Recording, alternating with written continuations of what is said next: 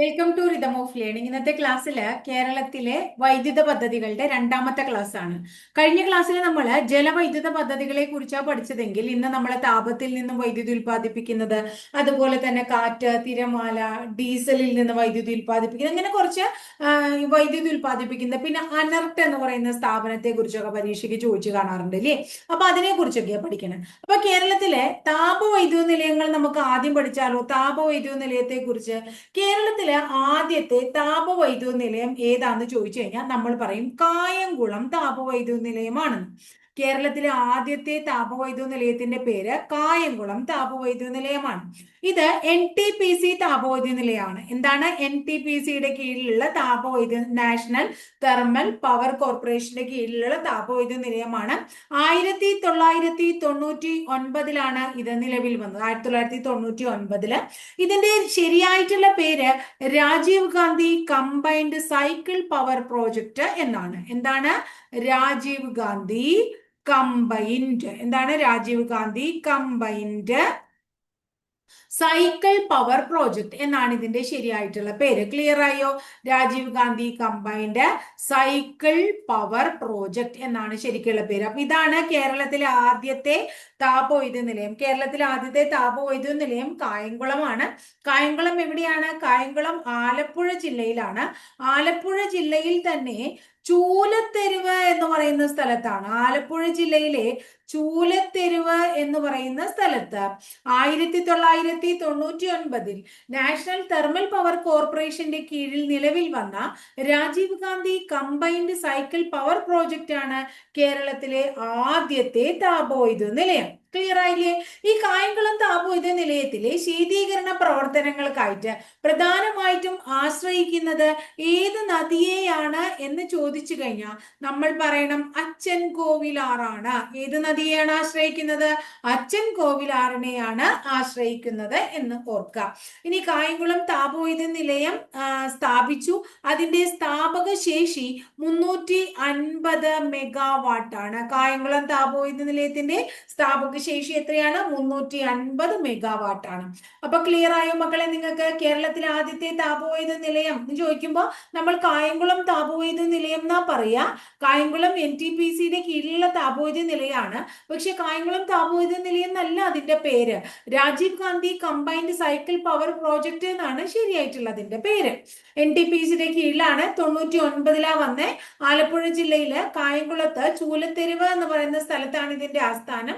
അച്ചൻ കോവിലാറിൽ നിന്നുള്ള നദിയെ ആശ്രയിച്ചാണ് അതിലെ ശീതീകരണ പ്രവർത്തനങ്ങളൊക്കെ നടക്കുന്നത്. 350 മെഗാവാട്ടാണ് ഇതിന്റെ സ്ഥാപക ശേഷി. ഇത് കായംകുളം താപവൈദ്യുത നിലയമാണ്. ഈ കായംകുളം താപവൈദ്യുത നിലയത്തിൽ ഉപയോഗിക്കുന്ന ഇന്ധനം ഏത് എന്ന് ചോദിച്ചു കഴിഞ്ഞാൽ നമ്മൾ പറയും നാഫ്തയാണ്. എന്താണ് ഇന്ധനത്തിന്റെ പേര്? നാഫ്ത. നാഫ്ത ഇന്ധനം. ഇത് എപ്പോഴും പരീക്ഷയ്ക്ക് ചോദിക്കാറുള്ളതാണ്. കേരളത്തിലെ നാഫ്തയിൽ പ്രവർത്തിക്കുന്ന ആദ്യത്തെ താപവൈദ്യുത നിലയം കൂടിയാണ് ഏത്? കായംകുളം താപവൈദ്യുത നിലയം. അപ്പൊ നാഫ്തയിൽ പ്രവർത്തിക്കുന്ന താപവൈദ്യുത നിലയമാണ് കായംകുളം.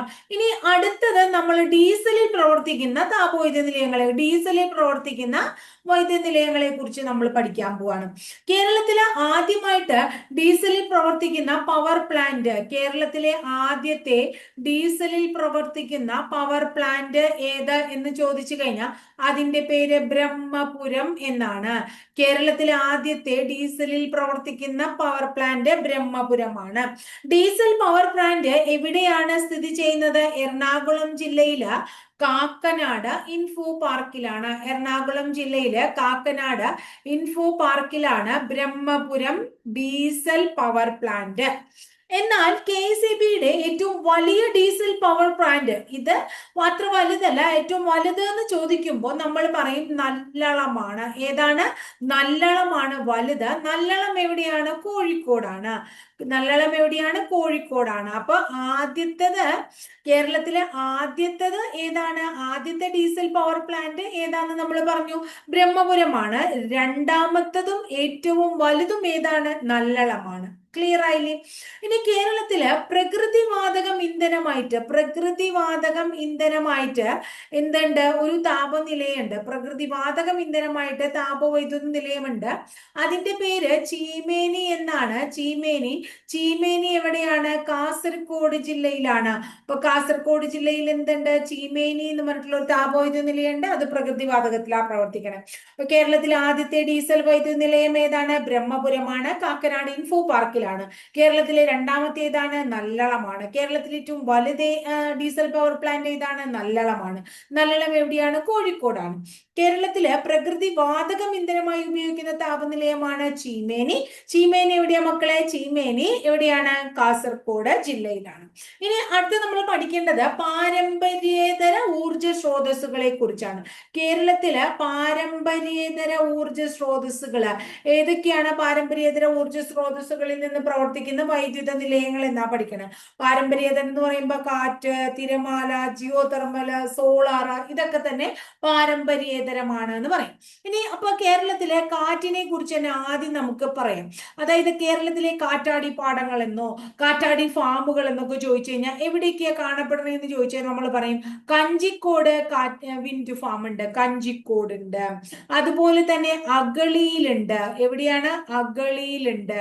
അടുത്തത് അട്ടപ്പാടിയിലുണ്ട്. എവിടെയുള്ള? അട്ടപ്പാടിയിലുണ്ട്. അടുത്തത് രാമക്കൽ മേടുണ്ട്. എവിടെയുള്ള? രാമക്കൽ മേട്. അപ്പൊ എവിടെയൊക്കെയാണ് കാറ്റിൽ നിന്നും വൈദ്യുതി ഉൽപ്പാദിപ്പിക്കുന്ന നിലയങ്ങൾ ഉള്ളത്? കഞ്ചിക്കോട്, അഗളി, അട്ടപ്പാടി, രാമക്കൽമേട് അല്ലെ. കേരളത്തിലെ ആദ്യത്തെ കാറ്റാടി ഫാം ഏതാണ്? കഞ്ചിക്കോടാണ്. കേരളത്തിലെ ആദ്യ കാറ്റാടി ഫാമായ കഞ്ചിക്കോട് എവിടെയാണ് സ്ഥിതി ചെയ്യുന്നത്? പാലക്കാട് ജില്ലയിലാണ്. കേരളത്തിലെ ആദ്യത്തെ കാറ്റാടി ഫാം എവിടെയാണ്? കഞ്ചിക്കോടാണ്. കേരളത്തിലെ ഏറ്റവും വലിയ കാറ്റാടി ഫാം ഏതാന്ന് ചോദിച്ചു കഴിഞ്ഞാലും കഞ്ചിക്കോട് തന്നെ പറയണം. കേരളത്തിലെ ആദ്യത്തതും ഏറ്റവും വലുതുമായിട്ടുള്ള കാറ്റാടി ഫാം എവിടെയാണ്? നമ്മൾ പറഞ്ഞു എവിടെയാണ്? കഞ്ചിക്കോടാണ് എന്ന് നമ്മൾ പറഞ്ഞു അല്ലെ. ഇനി അട്ടപ്പാടിയില് എന്താ പറയുന്നത്? കാറ്റാടി ഫാം ഉണ്ട് അട്ടപ്പാടി. അതുപോലെ തന്നെ അട്ടപ്പാടി കൂടാതെ എവിടെയുണ്ട്? അഗളിയിലുണ്ട്. അട്ടപ്പാടി എവിടെയാണ്? അട്ടപ്പാടിയും പാലക്കാട് ജില്ലയിലാണ്. അട്ടപ്പാടി എവിടെയാണ്? പാലക്കാട് തന്നെയാണ്. അതുപോലെ തന്നെ അഗളി ചോദിച്ചു കഴിഞ്ഞാലും എവിടെയാ പറയാ? പാലക്കാട് തന്നെയാണ്. ഇവിടെ രണ്ട് കാറ്റാടി ഫാമുകൾ ഉണ്ട്. ഇത് കൂടാതെ രാമക്കൽമേട് ഉണ്ട്. രാമക്കൽമേട് ഇടുക്കിയാണ്. രാമക്കൽമേട് എവിടെയാ? ഇടുക്കിയാണ് കേട്ടോ. 2008 വന്ന രാമക്കൽമേടിന് ഒരു പ്രത്യേകതയുണ്ട്. സ്വകാര്യ മേഖലയിൽ പ്രവർത്തിക്കുന്ന കാറ്റിൽ നിന്നും വൈദ്യുതി ഉൽപ്പാദിപ്പിക്കുന്ന നിലയമാണ്. അപ്പൊ പ്രൈവറ്റ് ആണ് ഏത്? രാമക്കൽമേട്. അതാണ് നമ്മൾ ഓർക്കേണ്ടത് കേട്ടോ. കഞ്ചിക്കോട്, അഗളി, അട്ടപ്പാടി, രാമക്കൽമേട്. കഞ്ചിക്കോട് ആദ്യത്തേതാണ്, വലുതാണ് കാറ്റാടി ഫാം അല്ലെ. അഗളിയും അട്ടപ്പാടി എവിടെയാണ്? പാലക്കാടാണ്. ഇനി രാമക്കൽമേട് എവിടെയാണ്? ഇടുക്കിയിലാണ്. രാമക്കൽമേട് സ്വകാര്യ വ്യക്തികളുടെ കയ്യിലുള്ള എന്താണ്? കാറ്റിൽ നിന്ന് വൈദ്യുതി ഉൽപ്പാദിപ്പിക്കുന്ന നിലയാണ്. ഇനി അടുത്തത് കേരളത്തില് ടൈഡൽ പവർ പ്രോജക്റ്റ് ഉണ്ട്. ടൈഡൽ പവർ പ്രോജക്റ്റ് എന്ന് പറഞ്ഞാൽ എന്താ അർത്ഥം? തിരമാലയിൽ നിന്ന് വൈദ്യുതി ഉൽപ്പാദിപ്പിക്കുന്ന ഒരു പദ്ധതി ഉണ്ട്. അത് ഇന്ത്യയിലെ തന്നെ തിരമാലയിൽ നിന്ന് വൈദ്യുതി ഉൽപ്പാദിപ്പിക്കുന്ന ആദ്യത്തെ പദ്ധതിയാണ്. പദ്ധതിയുടെ പേര് വിഴിഞ്ഞെന്നാണ്. വിഴിഞ്ഞം എവിടെയാണ്? വിഴിഞ്ഞം? തിരുവനന്തപുരത്താണ് അല്ലെ. അപ്പൊ ഇന്ത്യയിലെ ആദ്യത്തെ ടൈഡൽ പവർ പ്രോജക്റ്റ് എവിടെയാണ്? വിഴിഞ്ഞമാണ്. തിരമാലയിൽ നിന്ന് വൈദ്യുതി ഉൽപ്പാദിപ്പിക്കുന്ന ഇന്ത്യയിലെ ആദ്യത്തെ പദ്ധതി എന്ന് ചോദിച്ചു കഴിഞ്ഞാൽ നമ്മൾ വിഴിഞ്ഞമാണ് പറയാം. ഇനി അതുപോലെ തന്നെ കേരളത്തിലെ അനർട്ട് എന്ന് പറയുന്ന സ്ഥാപനത്തിനെ കുറിച്ച് ചോദിച്ചു കണ്ടിട്ടുണ്ട്. അനർട്ട് എന്താണ്? അനർട്ട് എന്ന് പറയുന്ന സ്ഥാപനം അതെന്താണ് നിലവിൽ വന്നത്? അതിന്റെ ആസ്ഥാനം എന്താണ്? ഇതൊക്കെ അറിയണം നമ്മൾ. 1986 നിലവിൽ വന്ന അനർട്ടിന്റെ ആസ്ഥാനം തിരുവനന്തപുരം ജില്ലയാണ്. എന്താണ് അനർട്ടിന്റെ പൂർണ്ണരൂപം? എനർജി ഫോർ എന്താണ്? Energy for new and renewable energy research and technology. വേണമെങ്കിൽ ഒന്ന് എഴുതാം നമുക്ക്. അനർട്ടിന്റെ പൂർണ്ണരൂപം energy for new and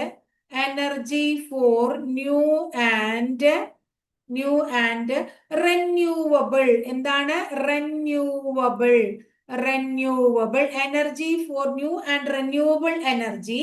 energy for new and renewable energy and energy research and technology. ഒന്ന് പഠിച്ചേ. Energy for new and renewable energy research and technology. Energy for new and renewable energy research and technology. Renewable energy research and technology എന്നാണ് അനർട്ടിന്റെ പൂർണ്ണരൂപം. 1986 വന്നു തിരുവനന്തപുരത്ത്. അപ്പൊ അനർട്ട് എന്താന്ന് പഠിക്കണ്ടേ? പാരമ്പര്യേതര ഊർജ വികസനങ്ങൾക്കായി സ്ഥാപിച്ച സ്വതന്ത്ര അധികാര സ്ഥാപനമാണ് അനർട്ട്. പാരമ്പര്യേതര ഊർജ വികസനത്തിനായി. പാരമ്പര്യേതര ഊർജങ്ങൾ ഏതൊക്കെയാ? കാറ്റ്, തിരമാല, ജിയോ തെർമൽ, സോളാർ തുടങ്ങിയ ഊർജ വികസനങ്ങൾക്കായി സ്ഥാപിതമായിട്ടുള്ള ഒരു സ്വതന്ത്ര അധികാര സ്ഥാപനമാണ് ANERT. Energy for new and renewable energy research and technology. 1986 വന്ന ഈ സ്ഥാപനത്തിന്റെ ആസ്ഥാനം എവിടെയാണ്? തിരുവനന്തപുരത്താണ് എന്ന് ഓർത്തുവെക്കുക. ഇത്രയും കാര്യം ഓർത്തുല്ലോ. ഇനി പാരമ്പര്യേതര ഊർജ സ്രോതസ്സുകളെ കുറിച്ച് അവബോധം നൽകുന്ന ഏജൻസി ഏത് എന്ന് ചോദിച്ചാൽ, പാരമ്പര്യേതര ഊർജ സ്രോതസ്സുകളെ കുറിച്ച് അവബോധം നൽകുന്ന ഏജൻസി ഏത് എന്ന് ചോദിച്ചാൽ എനർജി എഡ്യൂക്കേഷൻ പാർക്ക് എന്നാണ് അതിന്റെ പേര്. എന്താ മക്കളെ? Energy education park. Energy education park എവിടെയാ സ്ഥിതി ചെയ്യണേന്ന് ചോദിച്ചു കഴിഞ്ഞാൽ നമ്മൾ പറയണം എറണാകുളത്താണ്. അപ്പൊ എനർജി എഡ്യൂക്കേഷൻ പാർക്ക് എറണാകുളത്തും അനർട്ട് എവിടെയാണ്? തിരുവനന്തപുരത്തുമാണ്. എനർജി എഡ്യൂക്കേഷൻ പാർക്ക് പാരമ്പര്യേതര ഊർജ സ്രോതസ്സുകളെ കുറിച്ച് അവബോധം നൽകാനുള്ള ഏജൻസി ആണെങ്കിൽ, പാരമ്പര്യേതര ഊർജ വികസനത്തിനായി സ്ഥാപിതമായ സ്വതന്ത്ര അധികാര സ്ഥാപനമാണ് അനർട്ട്. ഈ അനർട്ടൊക്കെ പരീക്ഷയ്ക്ക് ചോദിച്ചിട്ടുണ്ട്, അതുകൊണ്ട് നിങ്ങൾ എങ്ങനെയാലും പഠിക്കണം. ഇനി ഇന്നലെ നമ്മൾ പഠിച്ചു എന്താണ് KSEB കുറിച്ച്, അല്ലെ? KSEB കുറിച്ച് പഠിച്ചു. KSEB എന്താണ്? 1957 മാർച്ച് 31 വന്നത്. അവരുടെ സോഫ്റ്റ്വെയറിന്റെ പേരാണ് ഒരുമാനൊക്കെ നമ്മൾ പഠിച്ചു. അപ്പൊ നമ്മൾ ഇപ്പൊ KSEB കുറിച്ച് ഒന്നും കൂടെ ഞാൻ പറയാൻ കാരണം, സമ്പൂർണമായും വൈദ്യുതീകരിക്കപ്പെട്ട ഇന്ത്യയിലെ ആദ്യത്തെ ജില്ല സമ്പൂർണമായും വൈദ്യുതീകരിക്കപ്പെട്ട ഇന്ത്യയിലെ ആദ്യത്തെ ജില്ല ഏതാണെന്ന് ചോദിച്ചിട്ടുണ്ട്. സമ്പൂർണമായും വൈദ്യുതീകരിക്കപ്പെട്ട ഇന്ത്യയിലെ ആദ്യത്തെ ജില്ല ഏതാണ്? പാലക്കാടാണ്. ഇന്ത്യയിലെ ആദ്യത്തെ ജില്ല പാലക്കാടാണ്. പാലക്കാട് ജില്ലയെ സമ്പൂർണ്ണ വൈദ്യുതീകരിച്ച ജില്ലയായി 2010 ഫെബ്രുവരി 16 പ്രഖ്യാപിക്കുകയുണ്ടായി. ഇനി ഇലക്ട്രിസിറ്റിയുടെ KSEB, കേരള സ്റ്റേറ്റ് ഇലക്ട്രിസിറ്റി ബോർഡിന്റെ ആപ്തവാക്യം എന്താണെന്ന് ചോദിച്ചു കഴിഞ്ഞാൽ കേരളത്തിന്റെ എനർജി എന്നാണ്. കേരള സ്റ്റേറ്റ് ഇലക്ട്രിസിറ്റി ബോർഡിന്റെ എന്താ ആപ്തവാക്യം?